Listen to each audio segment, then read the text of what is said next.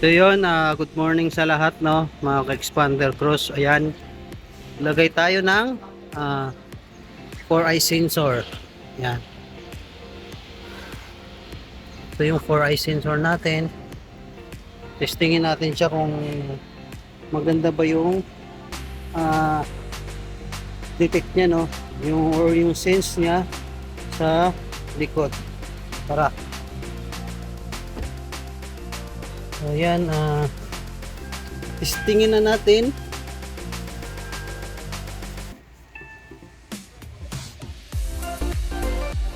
I-reverse natin, no. So yan, right, reverse. Naririnig nyo, nag-reverse siya sa, ayan, na-detect na. Dito sir sa ano. Pre, ano yung mga sa likod, pre? Ayan, na-detect niya. Ibig sabihin, stop na kayo nun. Kasi yung distance niya doon sa bagay na mababangga kayo or yung object na matatamaan niya. Kaya yun ang purpose ng sensor natin, no?